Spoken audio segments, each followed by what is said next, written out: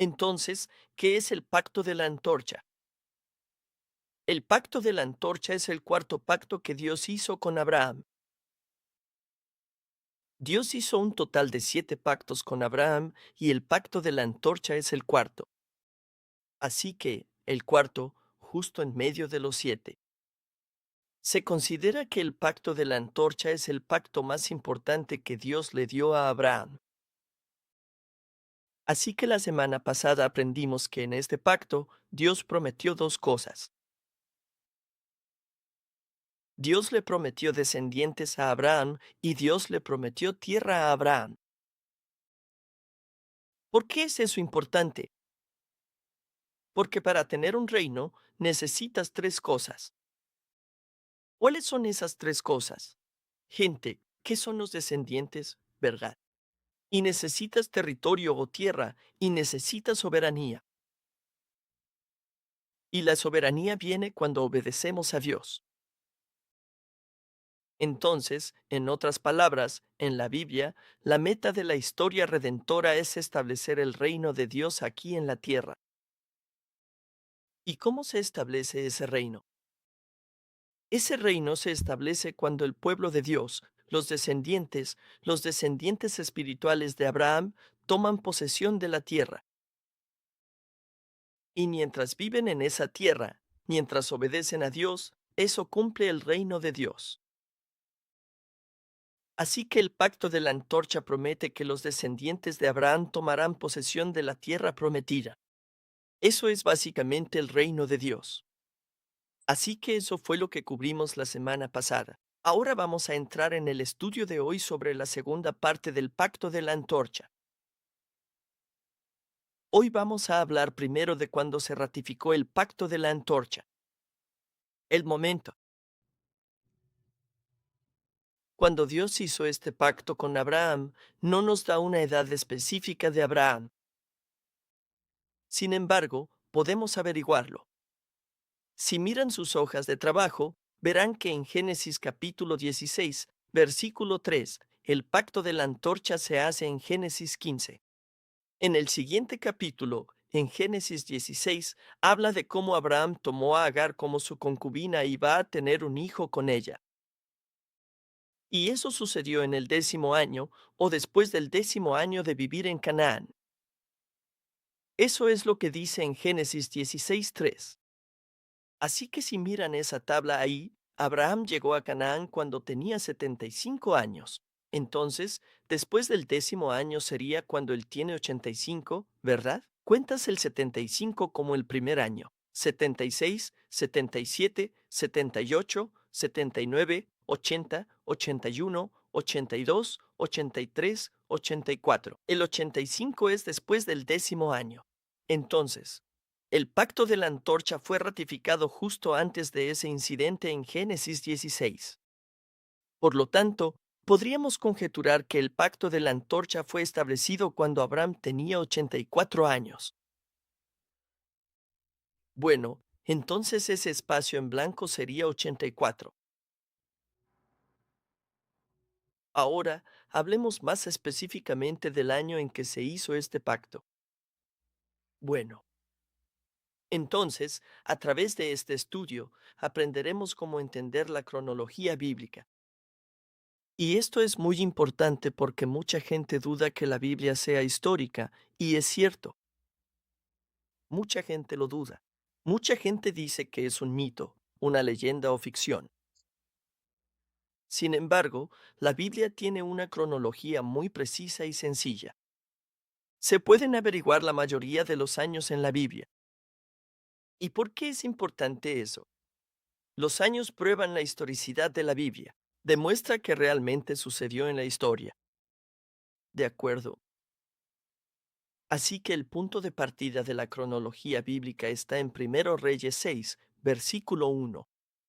Este es el versículo más importante para entender la cronología bíblica. Entonces, en 1 Reyes 6, versículo 1, dice: Ahora bien, ocurrió en el año 480 después de que los hijos de Israel salieron de la tierra de Egipto.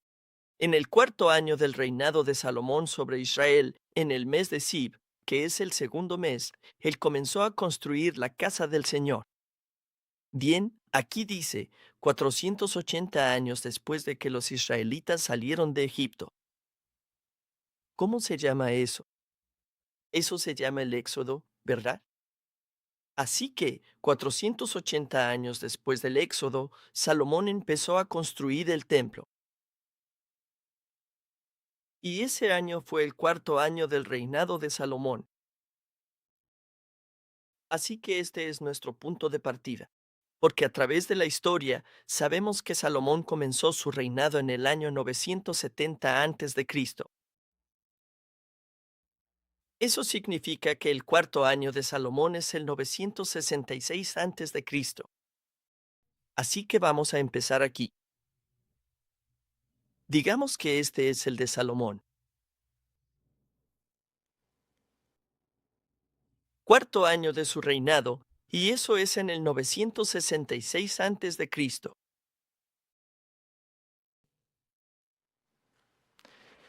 Y el versículo que acabamos de leer dice que ese año, el cuarto año, que es 966 a.C., es exactamente 480 años después del Éxodo. Entonces ahora podemos averiguar cuándo ocurrió el Éxodo, ¿verdad? Solo hay que retroceder 480 años y ahí es cuando tuvo lugar el Éxodo. Ok, entonces, ¿qué es eso? Solo sumas 966 a 480, ¿verdad? Recuerda, los años antes de Cristo van hacia atrás, ¿verdad? Ahora mismo estamos viviendo en el año después de Cristo. Los años después de Cristo aumentan a medida que avanzas hacia el futuro. Y se hacen más pequeños a medida que retrocedemos en el pasado, ¿verdad? Pero antes de Cristo es al revés. Hacia atrás, los años antes de Cristo aumentan. El éxodo fue 480 años antes de 966, dando el 1446 antes de Cristo. En el siguiente versículo, el éxodo fue en el 1446 antes de Cristo. Ahora, si miras Éxodo capítulo 12, versículos 40 al 41, ahí nos dice cuánto tiempo vivieron los israelitas en Egipto. Dice que el tiempo que los hijos de Israel vivieron en Egipto fue de 430 años. Ok, 430. Y al final de los 430 años, justo ese mismo día, todos los ejércitos del Señor salieron de la tierra de Egipto. Así que se quedaron en Egipto exactamente 430 años, ¿verdad? Así que salieron de Egipto en el año 1446 a.C. Entonces, si retrocedes 430 años, entonces, ¿sabemos cuándo entraron a Egipto? ¿Ok? La entrada a Egipto es que si sumas 1446 más 430, entonces obtienes 1876 a.C. Así que Jacob y sus 70 familiares bajaron a Egipto en el año 1876 a.C., ¿ok? Así que ese es el espacio en blanco. Esa es la respuesta ahí. Siguiente. Según Génesis capítulo 47, versículo 9, cuando Jacob entró a Egipto, ¿cuántos años tenía? Aquí dice, entonces Jacob le dijo al faraón, los años de mi peregrinación son 130. Pocos y malos han sido los años de mi vida, y no han alcanzado los años que vivieron mis padres en los días de su peregrinación. Así que esto es cuando Jacob entró por primera vez a Egipto y conoció al faraón, el rey de Egipto. Y él dice, he vivido 130 años. Así que eso significa que en el año 1876, cuando Jacob entró a Egipto, tenía 130 años. Entonces, si retrocedes 130 años, podríamos averiguar el año en que nació Jacob, ¿verdad? Así que sumas 130 a 1876 y obtienes 2006 antes de Cristo. Ese es el año en que nació Jacob, ¿ok? Así que estas personas realmente existieron. Jacob nació en el año 2006 antes de Cristo, ¿sabes? Así como tú y yo tenemos un año en el que nacimos, ¿verdad? Jacob tiene un año de nacimiento. Ahora, cuando nació Jacob, sabemos cuántos años tenía su padre Isaac, ¿verdad? En Génesis 25, versículo 26, aquí al final de este versículo, dice, Isaac tenía 60 años cuando ella dio a luz a ellos. Estos son los gemelos, ¿verdad? Jacob y Esaú. Así que Isaac tenía 60 años en el 2006 a.C. cuando nació Jacob. Entonces ahora, desde el 2006, solo retrocedemos 60 años. Así obtenemos el año de nacimiento de Isaac, que sería 2066 a.C. ¿Verdad? Sencillo. ¿Ok? Y ahora, la última parte. ¿Cuándo nació Abraham? ¿Cuándo nació Isaac? ¿Cuántos años tenía Abraham? Deberíamos saber esto, ¿verdad? Recuerden, Abraham tuvo a Isaac cuando tenía 100 años, ¿verdad? No podía tener hijos, y luego, cuando tenía 100, Dios le dio a Isaac. Eso está escrito en Génesis, capítulo 21, versículo 5. Dice, ahora bien, Abraham tenía 100 años cuando nació su hijo Isaac. Así que eso significa que en el año 2066, cuando nació Isaac, Abraham tenía 100 años. Así que retrocede 100 años. Eso significa que Abraham nació en el año 2066 a.C. ¿Ves eso? Así, podríamos descifrar toda la cronología de la Biblia. O sea, si tuviéramos tiempo, podríamos ir desde aquí hasta cuando fue creado Adán. ¿Está bien?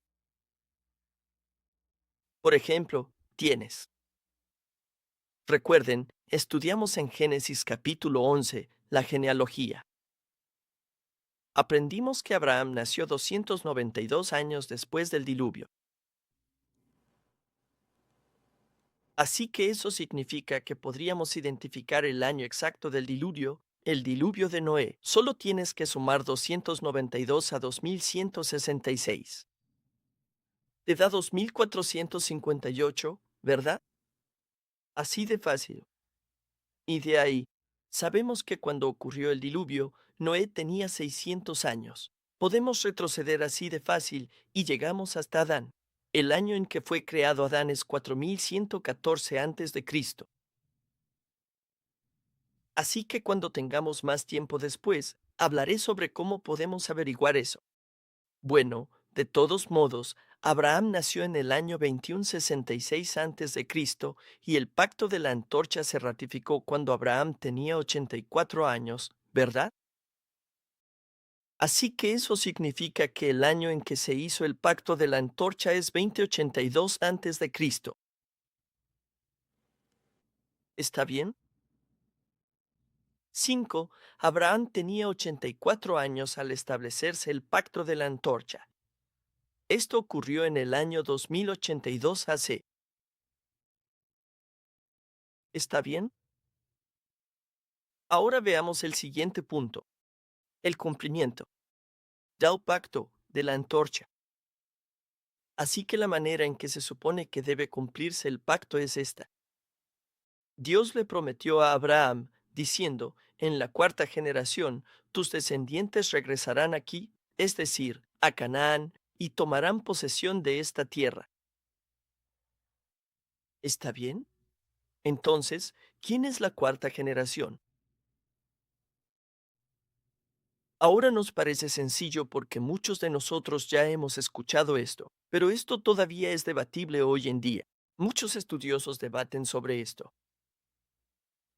porque Dios le dice dos cosas a Abraham. Primero, le dijo, tus descendientes serán esclavos y oprimidos en una nación extranjera durante 400 años. Y luego, en la cuarta generación, regresarán aquí. Así que mucha gente piensa que 400 años es igual a la cuarta generación. Pero eso no es correcto. 400 años y 4 generaciones son totalmente dos cosas totalmente diferentes, unidades de tiempo totalmente distintas. Está bien. Así que vamos a ver ese punto. Número uno, 400 años y 4 generaciones. Muchos teólogos piensan que 4 generaciones son 400 años, pero esto no es correcto.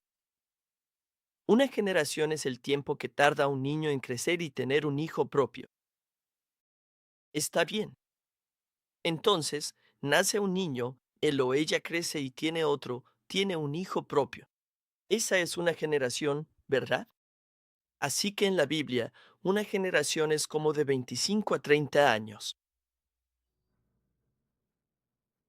¿verdad? Porque eso es más o menos lo que tarda una persona en nacer, crecer y tener un hijo, ¿cierto? Aproximadamente de 25 a 30 años. Esa es una generación. Así que 400 años no pueden ser una sola generación. Es mucho más que eso. Entonces, cuando Dios dijo que en la cuarta generación ellos regresarían aquí, ¿de qué está hablando esto de la cuarta generación? La cuarta generación básicamente, para decirlo simple, son 4 personas, ¿verdad? Está el abuelo, luego el padre, después el nieto y luego el bisnieto, ¿cierto? Esa es la cuarta generación. Eso significa 4 personas. Así que tomará 4 generaciones para que los israelitas regresen a Canaán y tomar posesión de esa tierra. Entonces, si empezamos con Abraham, Abraham es la primera generación, ¿verdad? Y luego Isaac es la segunda generación. Y después Jacob es la tercera generación. Y luego, después de Jacob, Jacob tuvo 12 hijos. Uno de los 12 hijos será la cuarta generación. ¿Quién es esa cuarta generación? Obviamente es José, ¿verdad? Porque José fue el hijo que iba a continuar con el pacto. ¿Cómo sabemos esto? Porque si miras Hebreos capítulo 11, que se llama el capítulo de la fe, habla de todos estos antepasados de la fe, ¿verdad? Entonces, en Hebreos 11:8 dice, por la fe, Abraham. Y habla de la vida de Abraham hasta el versículo 19. Y luego, justo después de eso, en Hebreos 11:20, dice, por la fe, Isaac. Y luego habla de la vida de Isaac. Y después, en el versículo 21, dice, por la fe, Jacob. Habla de la vida de Jacob. Y luego, en el versículo 22, dice, por la fe, José. Así que aquí, ninguno de los otros hijos de Jacob es mencionado, solo José. Entonces, esta es una de las pruebas que nos dice que José es el descendiente de la cuarta generación que va a cumplir el pacto de la antorcha. Entonces, ¿cómo se cumplió este pacto? Porque el problema aparece en Génesis capítulo 50, versículos 24 al 26. En Génesis capítulo 50, versículos 24 al 26, esto es lo que dice. José les dijo a sus hermanos, estoy a punto de morir, pero Dios ciertamente los cuidará y los sacará de esta tierra para llevarlos a la tierra que prometió con juramento a Abraham, a Isaac y a Jacob. Entonces José hizo jurar a los hijos de Israel, diciendo, Dios ciertamente los cuidará, y ustedes llevarán mis huesos de aquí. Así que José murió a la edad de 110 años, y fue embalsamado y puesto en un ataúd en Egipto. Así que este es el problema, porque José murió en Egipto. José, quien se supone que es la persona de la cuarta generación, muere en Egipto antes de regresar a Canaán. Entonces, ¿cómo se cumplirá el pacto si José muere en Egipto? Así que ese es el problema. Bueno, el problema se resuelve cuando vemos el testamento final que José dejó a sus descendientes.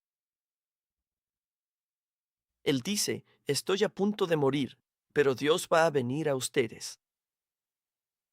Dios va a regresar a los israelitas en Egipto y los va a sacar de aquí. Eso es lo que está diciendo. Y cuando eso pase, José les pide que se lleven sus huesos con ellos. ¿Por qué alguien diría esto? Ellos están a punto de morir ahora. ¿Por qué alguien diría, llévense mis huesos con ustedes? Porque realmente no saben exactamente cuándo va a venir Dios para sacarlos de Egipto. Pero el último deseo de José es que sus huesos sean llevados de regreso a Canaán. Así que cuando José dijo esto, lo está diciendo porque cree con certeza que el pacto de la antorcha se va a cumplir, que Dios va a cumplir su palabra. Así que esto nos muestra que la muerte de José no es el final, sino que se convirtió en una señal para las generaciones futuras.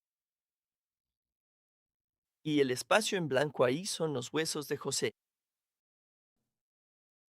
Los huesos de José se convirtieron en esa señal y esa fuente de fortaleza para los israelitas que les permitió entrar en Canaán. Sus huesos eran una señal que les mostraba que Dios estaba con ellos. ¿Y cómo se llama eso? Eso se llama la bendición de Emmanuel. Ese es el espacio en blanco, Emmanuel. Todos sabemos lo que significa Emmanuel, ¿verdad? Significa Dios con nosotros. Así que los huesos de José, no estoy diciendo que esos huesos sean Dios, no.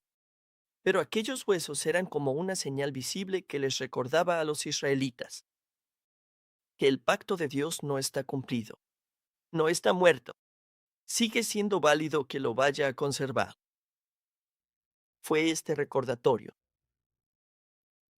Así que la última petición de José respecto a sus huesos reveló su fe viva. Fe viva. Bueno, aunque José estaba muriendo físicamente, su fe estaba viva. Y esos huesos eran el recordatorio de que no solo la fe de José está viva, sino que las promesas de Dios siguen siendo válidas y se van a cumplir. Así que, después de unos 360 años de la muerte de José, cuando Moisés y los israelitas salieron de Egipto, en Éxodo capítulo 13, versículo 19, dice, Moisés tomó consigo los huesos de José, porque él había hecho jurar solemnemente a los hijos de Israel, diciendo, Dios ciertamente los cuidará, y ustedes llevarán mis huesos de aquí con ustedes. Así que se llevan los huesos de José fuera de Egipto. Imaginen esta situación. Están huyendo. Eran esclavos, pero ahora, a través de las 10 plagas, Dios los liberó, ¿verdad? Tienen que empacar deprisa y salir de ahí antes de que los egipcios cambien de opinión. Moisés dijo, debemos llevar los huesos de José con nosotros. Así que si van al Museo Metropolitano, tenían, no sé si todavía la tienen, pero tenían la exhibición sobre los reyes de Egipto. Y tienen este sarcófago de los reyes de Egipto. Es enorme. Fui a ver solo eso. Y salí porque no quería ver nada más. Solo fui a ver eso. Es enorme y se ve muy pesado. Ahora, José era el primer ministro de Egipto. Eso significa que su ataúd, su sarcófago, probablemente era tan grande como esos. Tiene un ataúd de madera y luego, como este sarcófago de piedra o yeso alrededor. Así que imagina cargar eso durante 40 años por el desierto y luego 16 años de conquistando Canaán. Es muy pesado, ¿verdad? Entonces tenían dos cosas pesadas que tenían que cargar, ¿verdad? Los huesos de José, y luego, empezando desde el monte Sinaí, tenían el arca de la alianza, ¿verdad? Así que estas dos cosas iban al frente, guiando a los israelitas durante su travesía por el desierto. Ambas eran muy pesadas. Ambas tenían que ser cargadas sobre los hombros de las personas. Pero no se quejaron. Llevaron los huesos de José hasta Siquelme en Canaán y finalmente enterraron los huesos ahí en el año 1390 a.C. ¿Por qué es esto importante? A partir de aquí, los huesos tienen un significado muy importante en la Biblia. Por ejemplo, cuando Dios trajo la 10ª y última plaga. Esa fue la plaga de los primogénitos, ¿verdad? Quien no tuviera la sangre del cordero en el marco y el dintel de la puerta, el ángel de la muerte vendría y mataría al primogénito de esa casa, ¿cierto? Así que todos los israelitas tomaron un cordero, macho de 1 año sin defecto, lo mataron. Lo comieron en la casa, pero tomaron la sangre y la pusieron en el marco y el dintel de la puerta. Por supuesto, sabemos que esta sangre simboliza la sangre de Jesucristo, quien es nuestro Cordero Pascual, ¿verdad? Ahora, uno de los mandamientos que Dios dio respecto a este Cordero, sobre cómo debían comerlo, fue que dio varios mandamientos detallados. Debían asarlo al fuego, debían comerlo con hierbas amargas, debían comerlo deprisa, con los zapatos puestos, el cinturón amarrado, porque estaban a punto de irse, ¿verdad? Pero uno de los mandamientos que él dio fue, no le rompan los huesos. No puedes romper los huesos del cordero. O sea, si estás comiendo deprisa, podrías morder uno por accidente o romperlo, ¿verdad? Pero Dios ordenó solemnemente que no rompieran sus huesos. Y luego, avanzando al Nuevo Testamento, cuando Jesús estaba muriendo en la cruz, los dos ladrones, a la derecha y a la izquierda, todavía estaban vivos y ya iba a ser el atardecer del viernes. ¿Verdad? Ese es el comienzo del sábado para los israelitas. Así que la gente dijo, no podemos tener cuerpos colgados en el sábado. Tienen que bajarlos. Eso le dijeron a Pilato. Entonces Pilato dijo, está bien, vayan a ver si todavía están vivos. Si están vivos, rómpanles las piernas para que mueran rápido y bajen los cuerpos. Entonces los soldados romanos fueron a ver. Los dos ladrones todavía estaban vivos. Así que les rompieron las piernas y murieron. Pero luego, cuando fueron a Jesús, la Biblia dice que él ya estaba muerto. Jesús ya había muerto. Por eso, no le rompieron las piernas. Y luego la Biblia dice que esto fue para cumplir las palabras de las Escrituras que dicen que ni un solo hueso suyo será quebrado. Entonces, ¿qué significa eso? ¿Por qué es importante que no le rompieran los huesos? Así que si usted mira en Ezequiel, capítulo 37, versículo 11, dice, entonces me dijo, hijo de hombre, estos huesos son toda la casa de Israel. He aquí, dicen, nuestros huesos se han secado y ha perecido nuestra esperanza. Estamos completamente aislados. Así que si miramos esta frase aquí, nuestros huesos están secos, nuestra esperanza ha perecido. Estas dos frases son paralelas entre sí. Así que esto es como una especie de poesía hebrea que siempre tiene dos líneas, ¿verdad? Una línea dice una idea y la segunda línea dice la misma idea con diferentes palabras. Entonces, aquí, donde dice que los huesos están secos, eso significa que su esperanza se ha ido. Así que, en el Antiguo Testamento, creían que los huesos eran necesarios para la resurrección. Eso es lo que creían en el Antiguo Testamento. Sin los huesos no hay resurrección. Así, por ejemplo, en Jericó, ¿recuerdan a este hombre llamado Acán? Robó algo que no debía, y por eso perdieron la siguiente batalla en Ahí, ¿verdad? Entonces consultaron a Dios, oraron a Dios, Dios, ¿por qué perdimos? Y Dios dijo, es porque hay alguien que tomó algo que no debía. Y. Dios pasó de qué tribu, de qué casa, y ellos, finalmente, llegaron a... Era este hombre llamado Acán y lo descubrieron, ¿verdad? Entonces, ¿cuál fue el castigo para este hombre y su familia? Generalmente en Israel la pena capital es ser lapidado hasta la muerte. Así es como moriste en Israel, ¿verdad? Así es como ejecutaban a la gente. Pero con Acán, su pecado fue tan grave que Dios dijo, Él va a ser apartado de mi pueblo. Entonces, ¿qué es lo peor que puedes hacer, incluso después de matarlos? Para los israelitas en el Antiguo Testamento era quemar los huesos. Así que fue quemado. Lo que eso significaba era que, incluso en la otra vida, este hombre no iba a ser parte del pueblo de Dios. Se acabó para él. Eso es lo que significaba eso. Entonces, en el Antiguo Testamento, los huesos simbolizan la esperanza de la resurrección. Por eso, cuando José dijo, llévense mis huesos con ustedes cuando vayan a Canaán, los huesos de José simbolizan la esperanza de resurrección para el pueblo de Israel. Simboliza la fe viva de José que va a sostener a los israelitas para que no pierdan su fe, para que cuando Dios finalmente viniera a sacarlos de Egipto, su fe siguiera viva, para que obedecieran a Dios, y que siguieran a Dios y a Moisés fuera de Egipto hacia Canaán.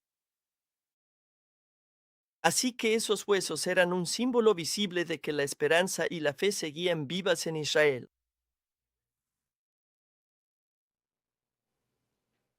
En esencia, era la fe de José, la que resucitó al pueblo de Israel. En Egipto estaban muertos, ¿verdad? Espiritualmente, eran esclavos de Egipto. No tenían ninguna libertad. Bueno, no eran un pueblo, son esclavos. Pero los huesos de José estaban allí para que los vieran. Fue un recordatorio. Dios volverá a nosotros. Él nos salvará un día. Así que, individualmente, la gente no perdió su fe a causa de los huesos de José. Así que finalmente, cuando Dios envió a Moisés, aquellas personas que mantuvieron su fe salieron de Egipto. En esencia, los israelitas que habían muerto en Egipto volvieron a la vida. Ellos resucitaron. Así que de eso se trata el capítulo 37 de Ezequiel. Esto ocurrió durante el tiempo en que los israelitas estaban prisioneros en Babilonia. En esencia, la nación de Israel había muerto nuevamente. Ya no existía más Israel, ahora había prisioneros y esclavos en Babilonia. Fue entonces cuando Dios le mostró al profeta Ezequiel esta visión. Hay un valle de huesos, un montón de huesos. ¿Y qué son esos huesos? Aquí dice que los huesos son toda la casa de Israel. Así que Ezequiel pensó, pero esos huesos están completamente secos. No pueden volver a la vida. No hay esperanza. Pero si sigues leyendo el capítulo, Dios dice, no, profetiza a esos huesos, háblales las palabras de Dios a esos huesos. Entonces el aliento vendrá sobre ellos, es decir, el Espíritu de Dios vendrá sobre ellos y volverán a la vida. ¿Por qué Dios le mostró esta visión a Ezequiel? Dios le está diciendo a Ezequiel, aunque parezca que Israel está muerto, ustedes son prisioneros en Babilonia, algún día volverán a la vida. Van a regresar a Canaán. Israel va a resucitar. Eso es lo que simbolizan esos huesos. Eso es lo que Dios quería enseñarle. Por eso José dijo, llévense mis huesos con ustedes. Así que 360 años después, Moisés y los israelitas recordaron esto. Se llevaron los huesos de José. Llevaron los huesos de José a Canaán. Y cuando los huesos de José fueron enterrados en Siquelm, ahí está el espacio en blanco, Siquelm, fue cuando se cumplió el pacto de la antorcha. Así que en Josué capítulo 24, versículo 32, dice, ahora, enterraron los huesos de José, que los hijos de Israel habían traído de Egipto. En Siquem, en la parcela de tierra que Jacob había comprado a los hijos de Jame, el padre de Siquem, por 100 piezas de dinero, y se convirtió en la herencia de los hijos de José. ¿Ves eso? Cuando los huesos de José fueron enterrados en Siquem, se cumplió la promesa de Dios de que los descendientes de Abraham regresarían aquí en la cuarta generación. Porque aunque parecía que José estaba muerto, su fe seguía viva dentro de los israelitas. Así que cuando los israelitas llevaban los huesos de José con ellos, era la fe de José la que los guiaba todo el camino hasta Canaán. Así es como Dios lo ve, así es como Dios lo reconoció. Y eso es lo que quiso decir cuando dijo, en la cuarta generación, ellos vendrán aquí. Y el lugar donde se cumplió el pacto fue Siquem. Bien, este es un lugar muy importante, Siquem. Así que, veamos Siquem, el lugar donde se cumple el pacto. En Hechos capítulo 7, versículos 15 al 16, dice, y Jacob descendió a Egipto, y allí murieron él y nuestros padres. De allí fueron trasladados a Siquem y puestos en el sepulcro que Abraham había comprado por una suma de dinero a los hijos de Jame en Siquem. Así que aquí, parece que Abraham compró la tierra en Siquem y Jacob fue sepultado en la tumba en Siquem. Sin embargo, acabamos de leer que Jacob compró, en Josué capítulo 24, Jacob compró a los hijos de Jame, el padre de Siquem, por 100 piezas de dinero, este terreno donde fue sepultado José. Así que el Antiguo Testamento y el Nuevo Testamento tienen registros contradictorios sobre Siquem. Entonces, ¿qué significa eso? Bueno, Siquem es importante porque Siquem es el primer lugar al que Abraham fue cuando llegó a Canaán. Y ese fue el primer lugar donde Dios prometió que le daría esta tierra, la tierra de Canaán, a Abraham. Bien, entonces Abraham fue la primera persona en llegar a Siquem y fue ahí cuando Dios se le apareció. Y Dios le dijo, le daré esta tierra a tus descendientes. Así que desde ese día, cuando Abraham tenía 75 años, desde ese momento para Abraham, Siquem representaba toda la tierra de Canaán, porque fue ahí donde Dios se le apareció por primera vez y le prometió la tierra. Y Abraham, a medida que iba envejeciendo, cuando Abraham tenía ya 160 años, fue cuando nació Jacob. Y Abraham murió a los 175 años. Así que durante 15 años, Abraham y Jacob vivieron juntos, abuelo y nieto. Durante 15 años, ¿qué hizo Abraham? Abraham le enseñó a su nieto Jacob todas las cosas que Dios había prometido. Y una de las cosas principales que le enseñó fue, cuando llegué por primera vez a Siquem, Dios dijo, daré esta tierra a tus descendientes. Así que Abraham le dijo a Jacob, Siquem va a ser tuyo y Canaán será tuyo, ¿verdad? Entonces Jacob aprendió esto de su abuelo, ¿verdad? Así que después de que Abraham murió y Jacob creció, él huyó a Padán Aram, y cuando regresó, ¿qué hizo Jacob? Jacob, Jacob compró un terreno en Siquem.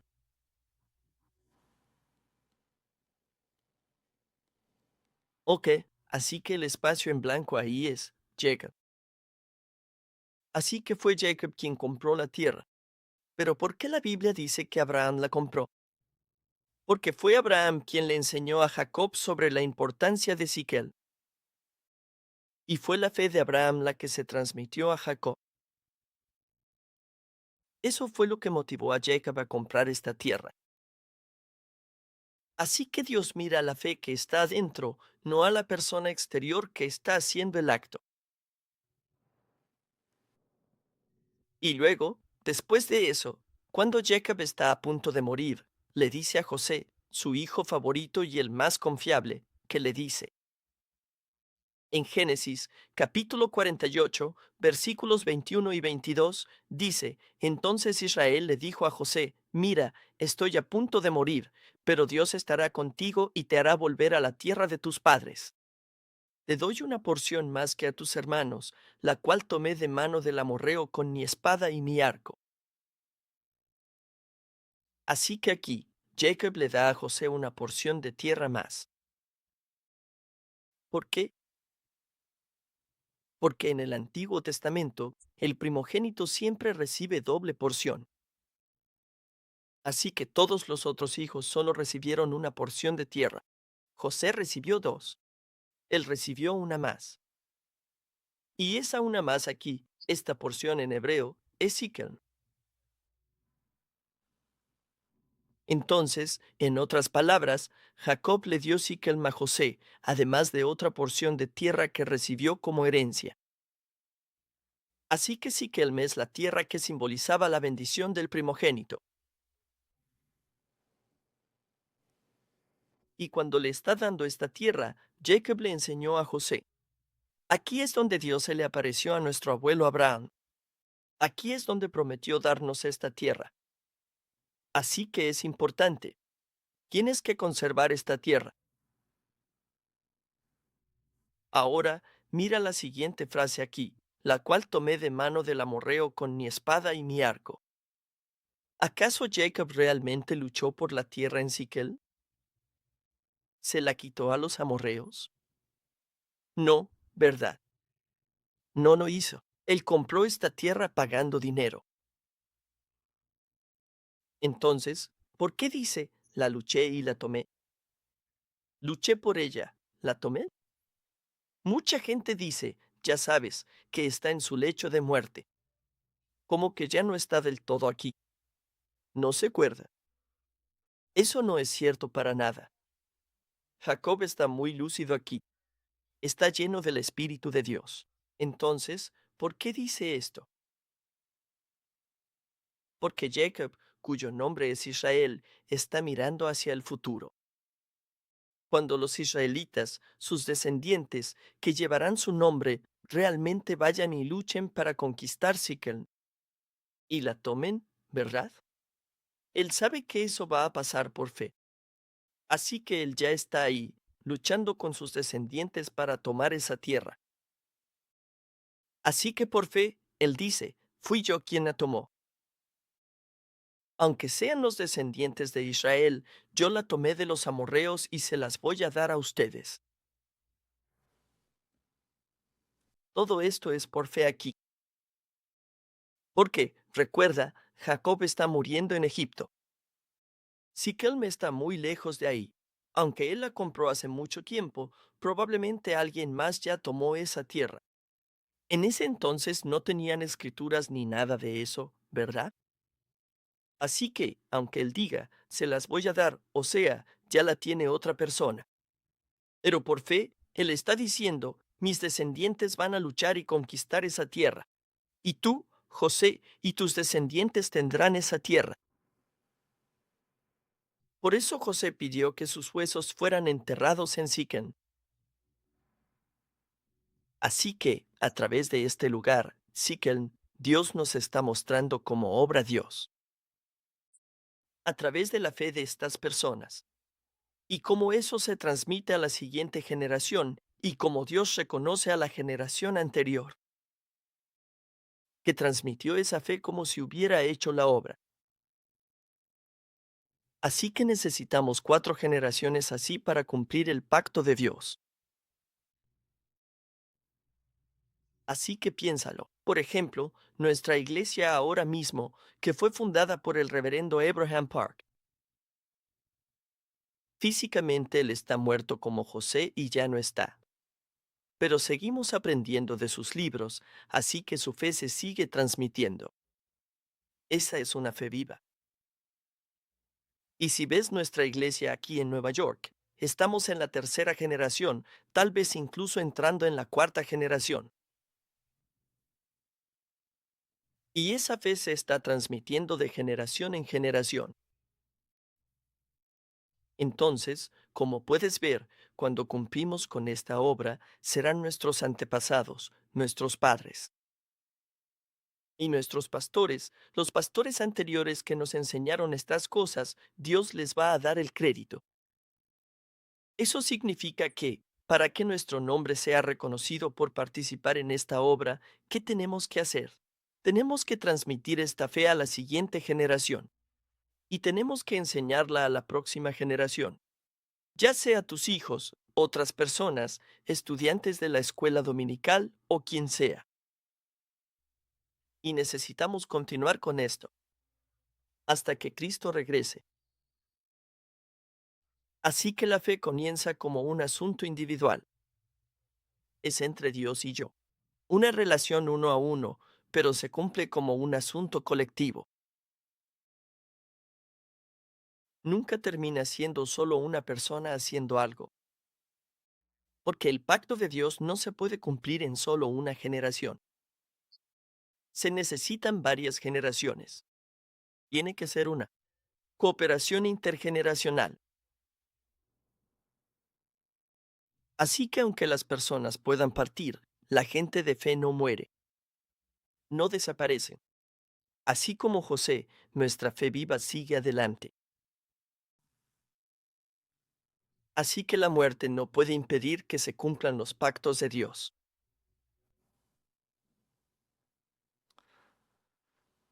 Entonces, nosotros, como seres humanos finitos, ¿cómo podemos participar en la eternidad?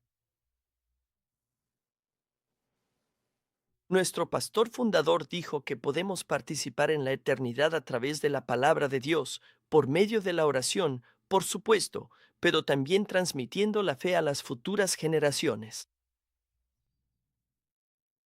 Y juntos estamos participando en la eternidad. De acuerdo. Así que esto es un trabajo en equipo. Es un eslabón. Y la cadena siempre es tan fuerte como su eslabón más débil. No podemos ser ese eslabón débil, ¿verdad?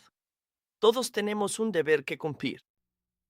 Tenemos que hacer esto, cada uno de nosotros.